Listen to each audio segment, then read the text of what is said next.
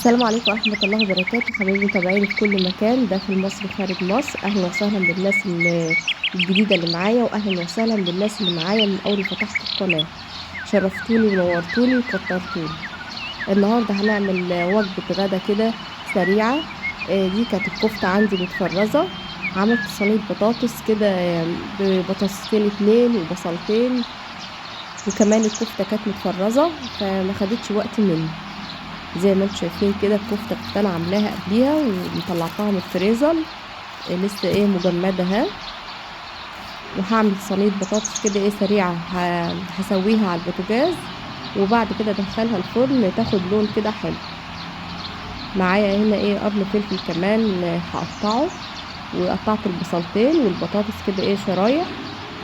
ودي معلقة توم مفرومة كبيرة. هحط معلقة السبع بهارات، ومعلقة ملح كبيرة، يعني مش كبيرة أوي، معلقتين صغيرين، ومعلقة فلفل أسمر ضرورية جدا للصواني بقى البطاطس وكده.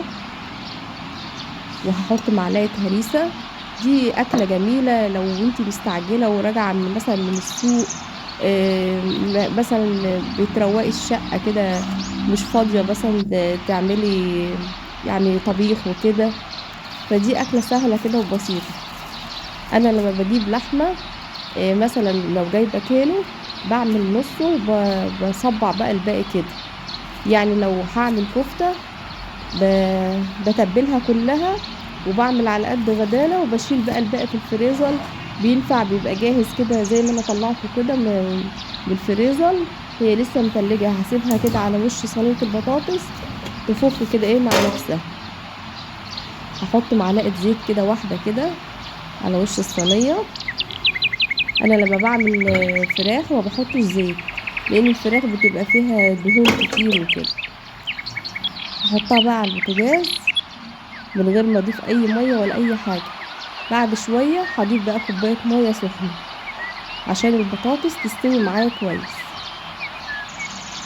الاول بسيبها تنزل ميه البصل والفلفل وكل الميه اللي فيها، والكفته كمان بتنزل الصوص بتاعها في الصينيه. بتاكلي بقى البطاطس قطعه من الكفته. ونغمسها كده بالعيش، لو حابة تعملي بقى رز أبيض، تعملي مكرونة لو عندك بقى أطفال وكده. بتبقى وجبة جميلة جدا، مش بتاخد منك أي وقت. هدخلها بقى الفرن كده، البطاطس استوت. شايفين الجمال والطعامة؟ خدت اللون الذهبي الجميل ده. والبطاطس الصينية نشفت شوية من الصوص اللي فيها. تعالوا بقى نشوف البطاطس وجمالها. دايبة دوب بقى وشاربة الصوص وريحة التوابل والبصل بالفلفل. انا هنا ما عملتش حطيتش عليها طماطم، انا عايزاها بيضة كده. جربوها بنفس الطريقة دي هتعجبكم جدا. لو حابة تقطعي برضو طماطم كده طرنشات بتبقى حلوة برضو، بس انا مش عايزاها حمرا بصراحة. انا عملتها بالشكل ده كده.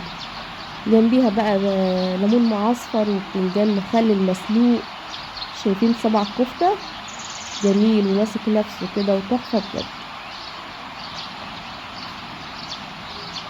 هتتاكل بقى بالعيش، وجبة كده يعتبر يعني وجبة موفرة، يعني كل حاجة من البيت الحمد لله.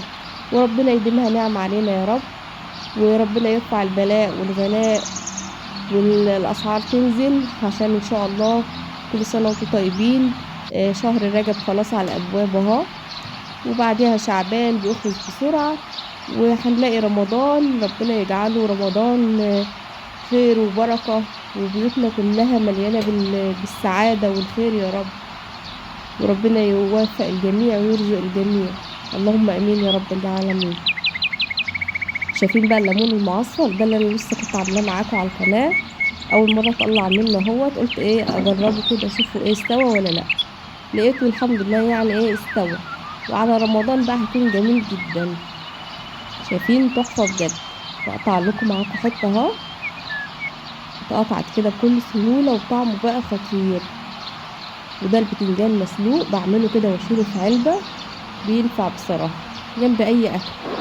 اتمنى الفيديو البسيط ده يكون عجبكم، والسلام عليكم ورحمة الله وبركاته.